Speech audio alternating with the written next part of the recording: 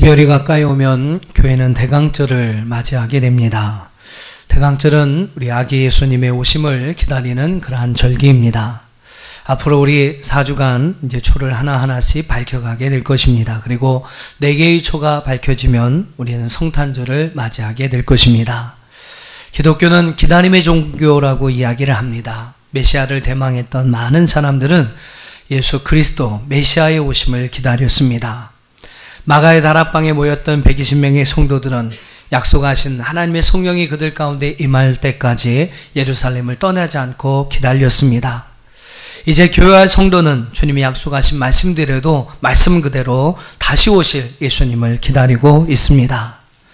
기다림은 왠지 길고 지루함이 느껴집니다. 하지만 여러분, 기다림의 대상이 확실하다면, 또 그 기다림의 대상이 내가 정말로 사랑하는 분이라면, 사랑하는 사람이라면 우리는 소망 가운데 즐거워하고 또 기쁨으로 그분을 기다릴 수가 있을 것입니다. 성탄으로 우리에게 오실 예수님, 또 약속하신 말씀 그대로 우리에게 다시 오실 재림의 주님, 소망 중에 그분을 기쁨으로 기다리는 저와 여러분이 될 수 있기를, 그러한 대강절이 될 수 있기를 주님의 이름으로 축원합니다. 오늘은 대강절 그 첫 번째 주일을 맞게 됩니다. 이 땅의 그리스도인들은 해마다 맞는 이 대강절을 지킬 때마다 중요한 3가지 의미, 대강절의 3가지 중요한 의미를 기억해야 합니다. 대강절의 첫 번째 중요한 의미는 바로 2000여 년 전 이 땅에 육신으로 오신 그리스도를 회상하는 것입니다. 말구유구육간에 오셔서 자기의 목숨을 아낌없이 내어주시고 오늘 우리를 위하여 십자가에 죽으신 그 예수님, 친히 사람들 가운데 함께 하셔서 임마누엘 하셨던 그 주님이 오늘 이 시대엔 나의 삶 가운데, 내 우리 가정 가운데, 우리의 현장 가운데, 삶의 현장 가운데 새롭게 임마누엘 하여 주실 것을 기다리는 의미가 있습니다. 또한 여러분, 대강절의 또 하나의 의미는 아직까지 그리스도를 영접하지 않은 우리 주변에 많은 사람들이 있습니다. 그들에게, 우리 사랑하는 가족에게, 우리 사랑하는 이웃들 마음속에 오늘 예수님께서 함께 그들 가운데 임하셔서 그들도 예수님을 믿고 구원의 은혜를 경험하게 될 것을 기다리고 소망하는 의미를 가지고 있고, 마지막 3번째는 바로 마지막 때 영광의 주님으로 우리 가운데 다시 오실 주님의 재림을 기다리는 의미를 가지고 있습니다. 여러분, 이러한 3가지 의미들을 여러분 상기하시면서 앞으로 4주간 우리가 대강절을 지키게 됩니다. 대강절이라고 대강 지키지 마시고, 해마다 하는 유머인데 좀 썰렁하죠. 하여튼 대강절이라고 여러분 그런 의미는 아닙니다만, 이러한 3가지 의미를 여러분 꼭 기억하시면서 정말로 이러한 은혜가 여러분 삶 가운데 임마누엘 하시는 그러한 주님의 은혜가 임할 수 있도록, 또 여러분의 사랑하는 이들 가운데 이 임마누엘 하시는 하나님의 귀한 구원의 귀한 은혜가 임할 수 있도록, 또 재림으로 오늘 이 땅에 우리에게 다시 오실 영광의 주님을 우리가 기쁨으로 기다릴 수 있는 이러한 여러분 은혜의 일단 대강절의 의미를 기억하면서 은혜 가운데 여러분 2014년 대강절을 맞이하는 저와 여러분이 될 수 있기를 주님의 이름으로 축원합니다. 저는 오늘 함께 읽으신 본문의 말씀, 오늘 히브리서 10장 22절로 25절의 말씀을 중심으로 해서 주님의 오심을 기다리는 그리스도의 기다림은 어떤 기다림이 되어야 하는가, 그날을 기다리며 우리 그리스도인들은 어떠한 삶을 살아가야 하는지를 함께 오늘 본문의 말씀을 통해서 말씀을 나누며 은혜를 상고하고자 합니다. 사랑하는 여러분, 어떻게 우리가 주님의 오심을 기다려야 할까요? 오늘 본문의 말씀은 구구절절히 우리에게 필요한 말씀을 우리에게 허락해 주고 있습니다. 먼저 여러분 22절 말씀을 한번 봐보세요. 22절 말씀에 보면 참 마음과 온전한 믿음으로 또 깨끗한 양심과 깨끗한 몸으로 하나님께 나아가라 라고 우리에게 말씀하고 있습니다. 대강절을 맞는, 또한 주님의 오심을 기다리는 성도들은 참 마음과 온전한 믿음으로 깨끗한 양심과 몸으로 하나님께 나아가야 할 줄로 믿습니다. 자, 우리 한번 그런 의미를 생각하며 22절의 말씀을 같이 한번 읽어보겠습니다. 22절입니다. 시작.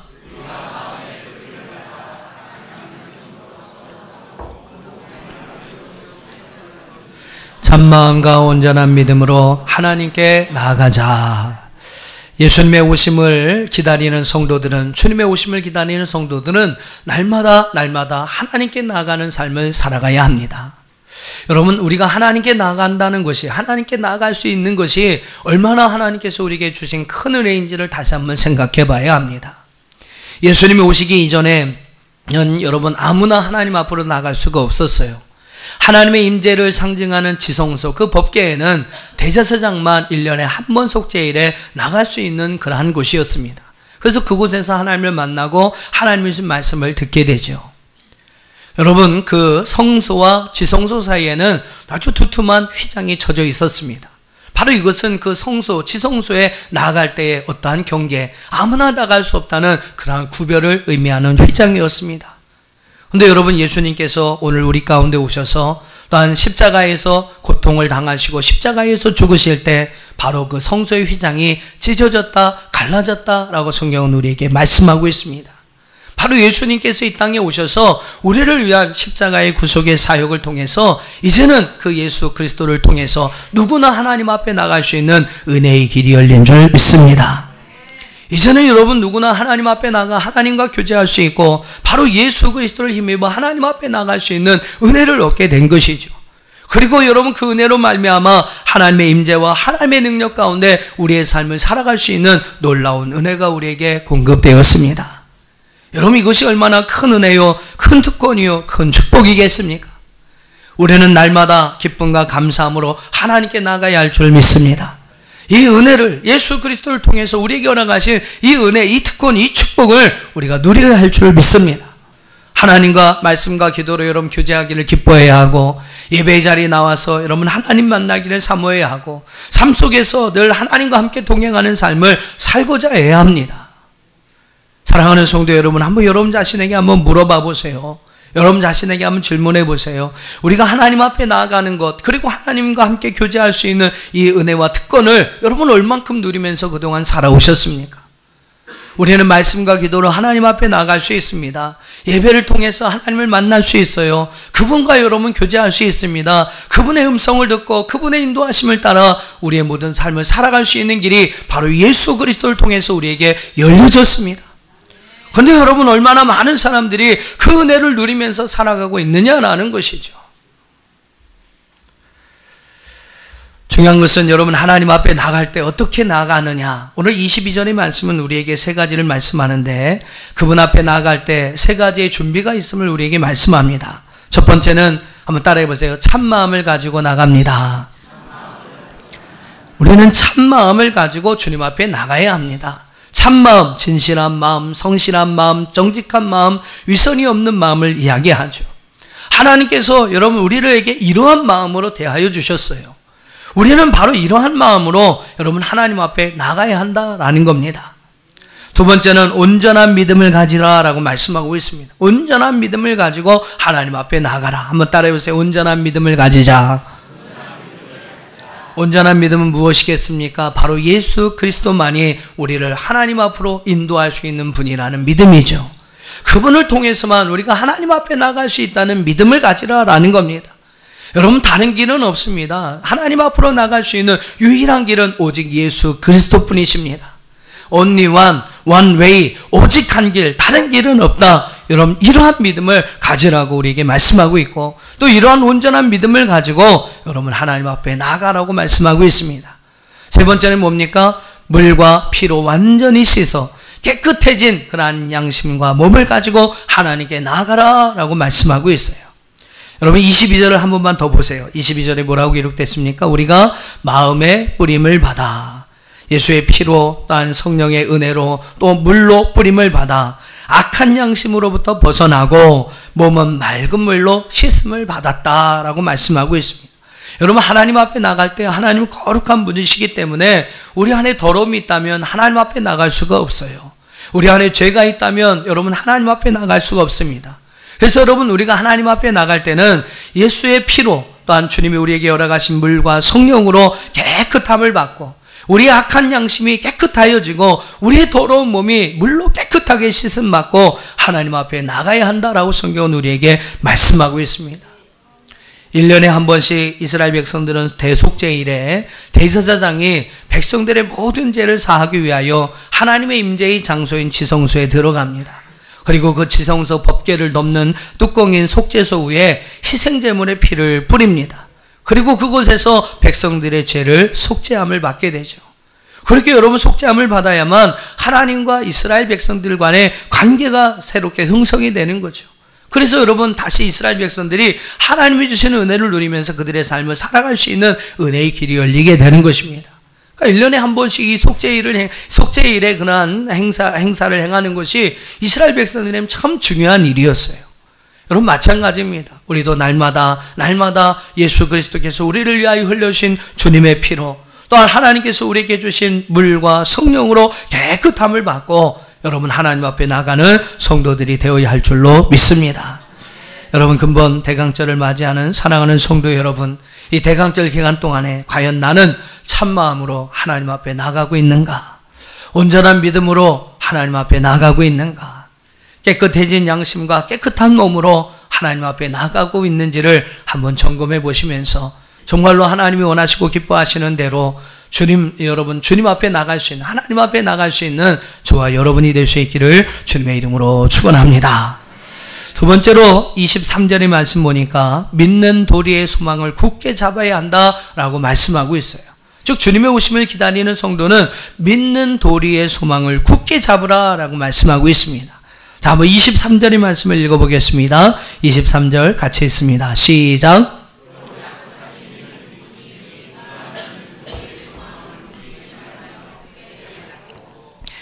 약속하신 이는 믿으시다. 그분은 믿을만하고 신실한 분이시다 라고 이야기를 하죠. 그리고 그 약속을 주신 그 약속의 모든 말씀을 굳건히 붙잡고 나가야 한다 라고 이야기를 합니다. 23절에 보면 이런 말씀이 있죠. 믿는 도리의 소망. 여러분 좀 이해하시기 쉽지 않은 말입니다. 믿는 도리의 소망. 무슨 말일까? 우리말 좀 어려운데요. 헬라어로 이야기하면 뭐라고 하냐면 헨 호몰로기안테스테스 엘피토스라는 단어입니다. 더 어려워졌죠? 더 어려워졌고, 이걸 좀 문자적으로 이렇게 해석을 하면 우리말로 좀 이렇게 직역을 해서 풀보면 뭐라고 할 수 있냐면, 우리가 고백하는 소망, 우리의 어떤 그 신앙의 고백, 믿음의 고백이라는 말로 이렇게 의역을 할 수가 있게 됩니다. 즉, 약속하신 이에 대한, 하나님에 대한 우리의 믿음의 고백이 흔들림이 없어야 한다라는 말이 바로 23절의 말씀이에요. 한번 따라해 보세요. 하나님에 대한 우리의 고백이 흔들리지 말아야 합니다. 네, 하나님을 향한 믿음의 고백, 신앙의 고백이 흔들림이 없어야 한다라는 것이죠. 사랑하는 여러분, 하나님에 대한 어떤 고백을 가지고 여러분의 삶을, 여러분의 믿음의 삶을 살아가고 계십니까? 여러분 하나님을 어떤 분이라고 여러분 고백하면서 살아가고 계시나요? 그리스도인을 정말 하나님을 믿는 믿음의 사람들에게는 두 가지 고백이 있어야 합니다. 그 두 가지 고백, 아주 중요한 고백인데요. 한번 마태복음 16장 16절을 우리 한번 같이 읽어보겠습니다. 마태복음 16장 16절 시작.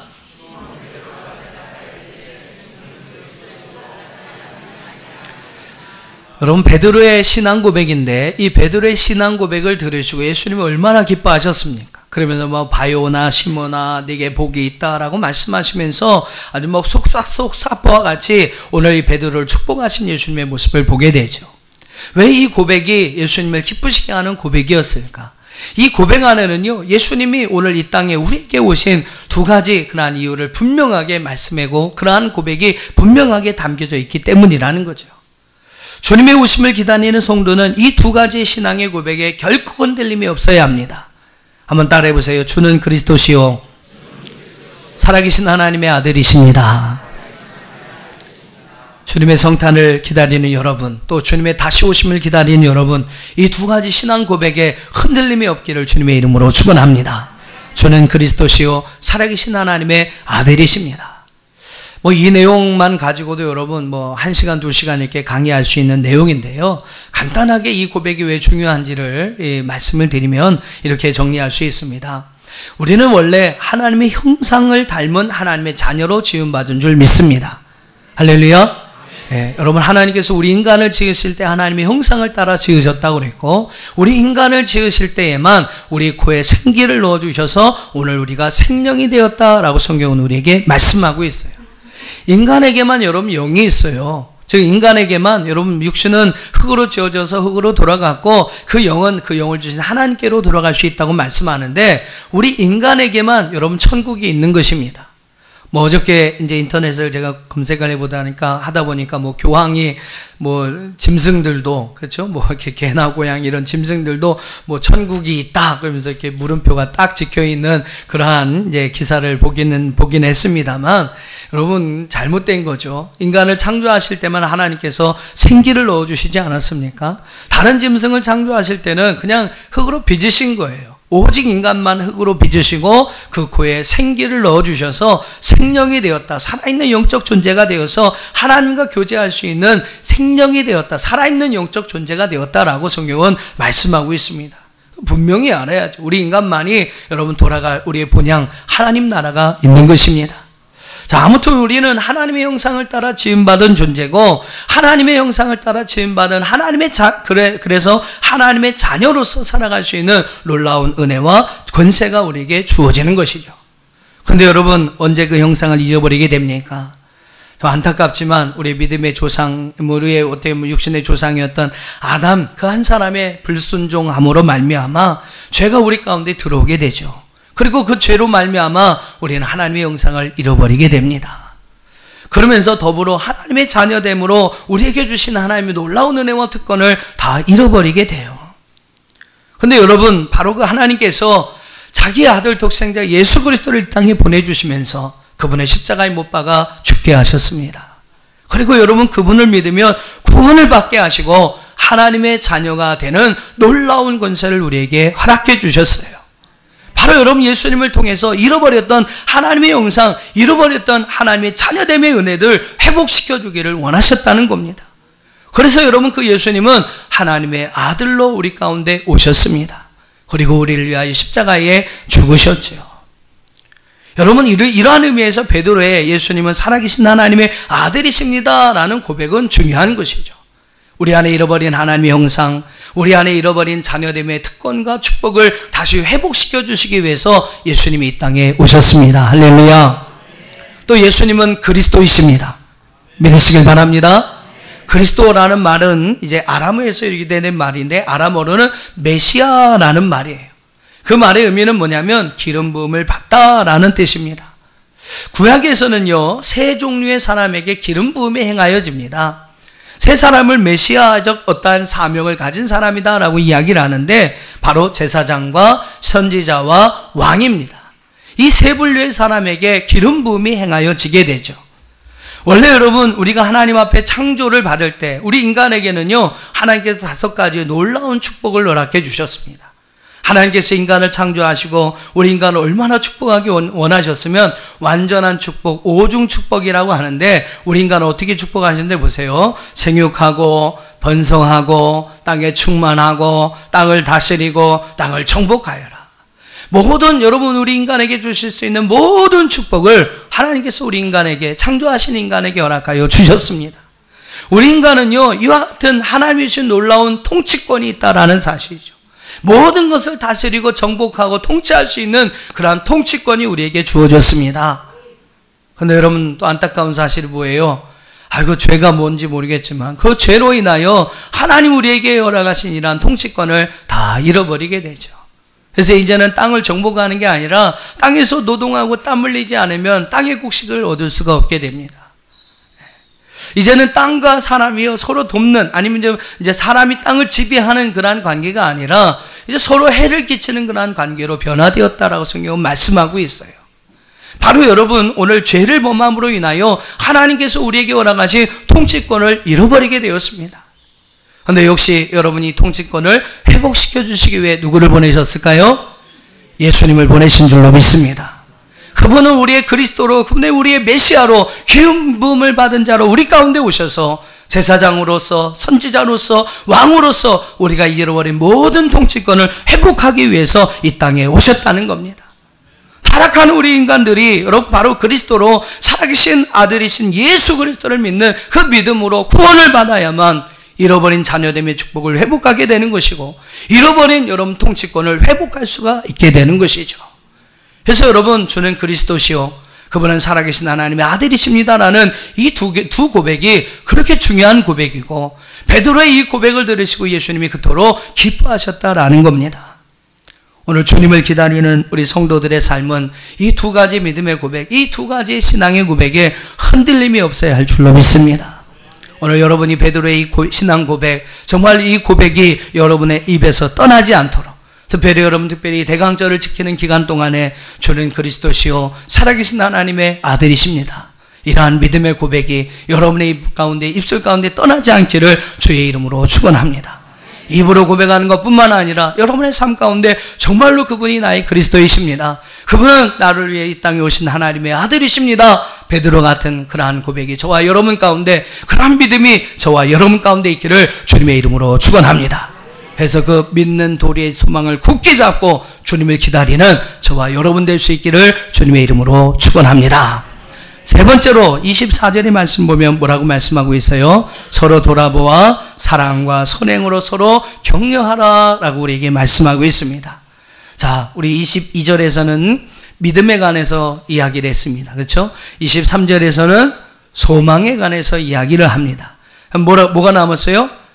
예, 이 땅에서는 믿음, 소망, 사랑이 항상 있을 것인데 그렇잖아요. 사랑이 있습니다. 바로 24절에서 그 사랑을 이야기합니다. 자, 24절을 한번 같이 읽어보겠습니다. 시작. 네, 주님의 오심을 기다리는 성도들은요, 서로 돌아보며 사랑과 선행으로 격려하는 삶을, 사랑을 실천하는 삶을 살아야 한다라고 우리에게 말씀하고 있습니다. 사도 바울은 디모데후서 3장에서 말세의 일, 여러 가지 일들, 일어날 일들에 대해서 이야기를 합니다. 우리 한번 디모데후서 3장 1절로 4절을 같이 한번 읽어보겠습니다. 시작. 너는 이것을 알라. 말세에 고통하는 때가 이르러 사람들이 자기를 사랑하며 돈을 사랑하며 자랑하며 교만하며 비방하며 부모를 거역하며 감사하지 아니하며 거룩하지 아니하며 무정하며 원통함을 풀지 아니하며 모함하며 절제하지 못하며 사나우며 선한 것을 좋아하지 아니하며 배신하며 조급하며 자만하며 쾌락을 사랑하기를 하나님 사랑한 것보다 더하며 라고 이야기를 합니다. 어떻습니까 여러분? 참 안타깝지만 요즘 이 시대에서 이런 일들이 일어나고 있지 않습니까? 그러니까 이런 걸 보면서 야, 이제 정말로 주님이 오실 때가 가까이 왔구나 하는 것들을 우리가 이제 짐작하면서 좀 우리의 믿음을 좀 돈독히 해야 할 줄 믿습니다.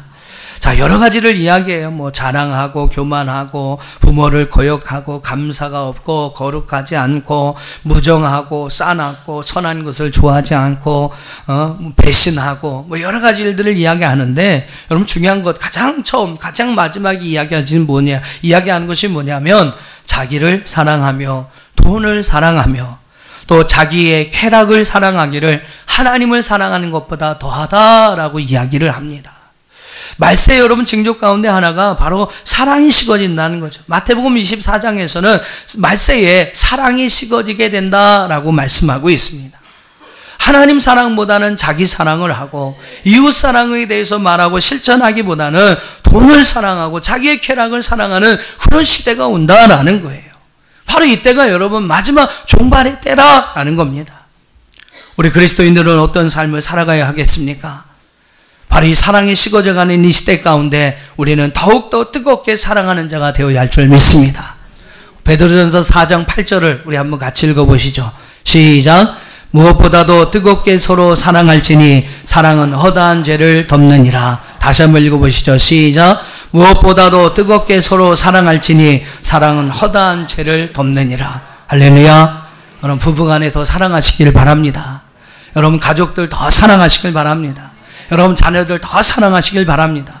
여러분 주변에 여러분의 이웃들 또 우리 교회에 있는 모든 성도들 더 여러분 사랑으로 하나 되는 귀한 은혜가 있기를 주의 이름으로 축원합니다.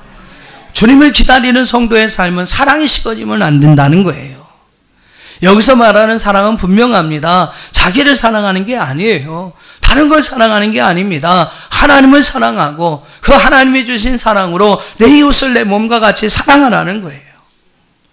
저는 이 대강절이 왜 12월 중에 있을까 이런 것도 한번 생각해 보았어요. 묵상을 해 보았습니다. 근데 여러분 12월이 어떻습니까? 이제 겨울이고 많이 추울 때죠. 우리 주변에 정말 우리가 돌아봐야 할 우리의 이웃들, 이 추운 겨울 나기가 힘든 우리의 이웃들이 참 많이 있습니다. 그런 사람들을 우리가 사랑으로 돌보고 사랑으로 여러분 격려하고 사랑을 그들에게 나누고 베풀 수 있는 사랑의 그러한 실천의 은혜가 우리 가운데 있어야 한다. 어떻게 보면 저는 12월에 이 대강절이 있는 것도 오늘 우리에게 또 주는 하나님의 또 다른 의미가 아닌가 하는 생각을 해봅니다. 사랑이 식어져가는 이 시대입니다. 자기만 알고 살기 그렇게 급급하고 힘든 시대인 것은 이해가 가죠.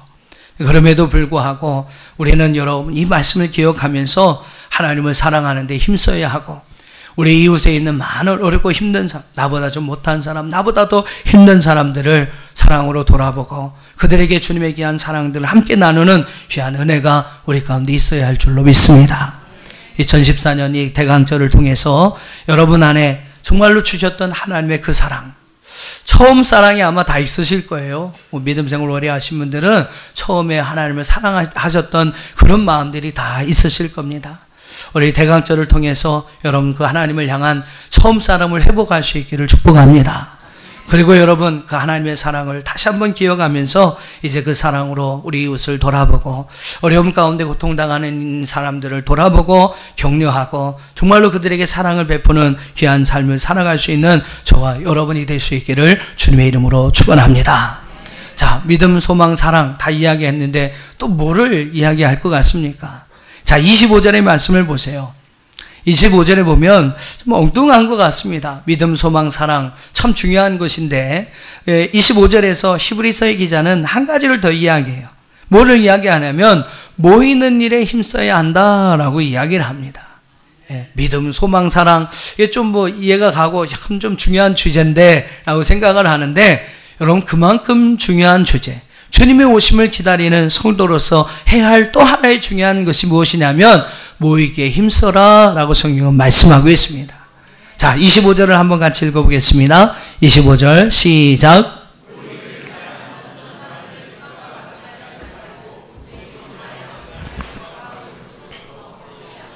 네, 그날이 가까이 올수록 우리는 더욱더 모이기를 힘써야 할 줄로 믿습니다.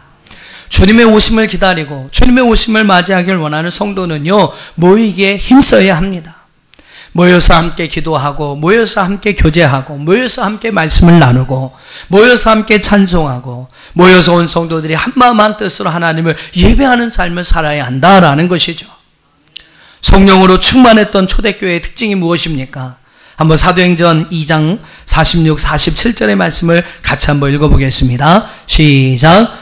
날마다 마음을 같이하여 성전에 모이기를 힘쓰고 집에서 떡을 떼며 기쁨과 순전한 마음으로 음식을 먹고 하나님을 찬미하며 또 온 백성에게 칭송을 받으니 주께서 구원받는 사람을 날마다 더하게 하시니라. 할렐루야.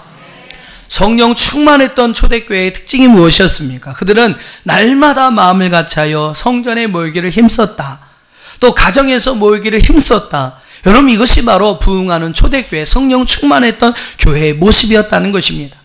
그들은 날마다 모이기를 힘썼어요. 성전에 모이기를 힘쓰고 집에서 모이기를 힘쓰고 집이건 가정이건 교회건 날마다 모이기를 힘쓰는 교회가 바로 초대교회였습니다. 모여서 그럼 무엇을 했습니까? 떡을 나누고 지금 말씀을 나누고 함께 음식을 나누면서 서로 믿음의 교제를 함께 나누었습니다. 그리고 한 마음으로 하나님을 예배하고 하나님을 찬송하는 삶을 살았어요. 그럴 때 여러분 주께서 구원받는 사람의 수를 날마다 더하게 하여 주셨습니다. 사랑하는 성도 여러분, 오늘 이 대강절에 우리가 무엇보다 해야 할 일이 바로 모이기를 힘쓰는 것인 줄 믿습니다. 모여서 함께 기도하고 모여서 함께 찬송하고 하나님이 주신 그러한 말씀들을 함께 나누고 모여서 남편 흉보고 자녀 자랑하고 그런 일 하지 마시고 이제 우리가 2015년부터는 전교회인 큐티 운동을 할 겁니다. 그걸 하는 가장 중요한 이유 중에 하나는 온 성도들의 말씀이 매일 같아지는 거예요. 여러분이 묵상하는 말씀들이 매일 같아집니다. 교회 주일날에도 우리 각 부서별로 말씀 어린이부터 어른까지 전하는 말씀이 똑같아요. 말씀의 이제 뭐 내용은 조금씩 부서마다 다르겠지만 말씀의 본문은 다 똑같을 겁니다. 이렇게 하는 이유는요, 그 말씀이 일치돼서 가정에서 좀 부모와 자녀가 말씀 가지고 교제하고 나누라는 거죠. 성도들도 여러분 서로 앉아가지고 서로 남편 흉보고 그런 얘기 하지 말고 오늘 함께 주셨던 말씀, 오늘 우리에게 허락하신 하나님의 말씀들을 함께 나누라는 거죠. 말씀을 나누라는 겁니다. 그런 의미에서 우리가 전교인 큐티 운동과 말씀 나눔의 운동을 진행하려고 합니다. 그러니까 여러분 말씀을 함께 나누고 함께 기도하고 함께 서로 교제를 나누고 서로 함께 격려하고 서로 함께 이렇게 돈독해 하게 해주고 그러면서 여러분 우리가 함께 주님이 오시는 그날까지 오늘 이 믿음의 길에 흔들림이 없이 나가야 한다라는 겁니다. 여러분 12월 한 달 동안 더 모이기를 힘쓸 수 있기를 바랍니다. 예배 시간에 좀 빠지지 마시고 좀 이왕이면 가능하면 주중에 여러분 공예배는 좀 빠지지 말으셨으면 좋겠어요. 이건 대강절만이라도 여러분 한번 공예배 좀 빠지지 마셔보세요. 솔직히 여러분 그렇지 않습니까? 이 주일 예배 1시간 예배 드리는 거 가지고 일주일 살려면 어떻게 하겠어요? 예를 들면 여러분 핸드폰 가지고 배터리를 충전할 때도 2시간, 3시간, 4시간을 충전해야 합니다. 그래야만 어떻게 하루 갱신이 쓰는 거예요. 근데 여러분 주일날 1시간 재워 나와가지고 예배 드리고 어떤 분은 피곤하시니까 말씀 전하는 시간에 그냥 꾸벅꾸벅 졸다가 오늘 무슨 얘기 했나 하고 하면서 돌아가시면 무슨 힘이 있겠습니까? 하루라도 여러분 버틸 힘이 여러분에게 생기겠어요? 여러분 가능하면 예배에 빠지지 마시고 여러분 예배에 좀 빠지지 마시고 가능하면 공예배 시간을 빠지지 마시고 한번 참여해 보시고 또 목장 예배도 주중에 있습니다. 목장 예배 같이 참여하셔서 하나님 주신 말씀들 좀 함께 나누고 또 오늘 선교의 날이에요. 마침 또 선교의 날입니다. 선교의 모임에도 여러분 빠지지 마시고 아멘을 안 하시네. 다 빠지고 집에 가시려고 그러시네. 선교의 모임에도 여러분 빠지지 마시고 아멘 하신 분들 제가 이름 다 적어 놓았습니다. 빠지지 마시고 어쨌든 여러분 그런 모이는 일에 좀 더 힘쓸 수 있는 이 대강절이 될 수 있기를 축복합니다. 말씀을 정리하고 마치겠습니다. 대강절이 이제 시작됩니다. 주님의 성탄과 주님의 재림을 기다리는 절기가 우리에게 다가왔습니다. 사랑하는 성도 여러분, 이러한 때에 오늘 이러한 기간에 오늘 우리에게 주신 히브리서 10장 22절로 25절의 말씀을 기억하면서 참마음과 온전한 믿음, 깨끗한 양심과 깨끗한 몸으로 하나님께 나가는 여러분이 되시기를 바랍니다. 또 믿는 도리의 소망, 우리에게 또 가져야 할 2가지 중요한 신앙 고백이 있다고 말씀드렸죠. 주는 그리스도시요 살아계신 하나님의 아들이십니다. 이 고백이 여러분의 입에 떠나지 않도록 여러분 정말로 이 믿음의 소망을 굳건히 잡고 살아가는 시간이 되시길 바라고 사랑을 나누고 사랑을 실천하는 삶 더욱더 모이기를 힘쓰는 그러한 대강절 절기가 될 수 있기를 주님의 이름으로 축원합니다. 그래서 여러분 이 대강절 절기가 여러분에게 정말 여러분의 믿음을 더 성숙시키고 정말 이제 다시 오실 그 주님을 기쁨으로 맞이할 수 있는 또한 성탄의 그 주님을 기쁨으로 맞이할 수 있는 은혜의 시간이 되어줄 수 있기를 주님의 이름으로 축원합니다.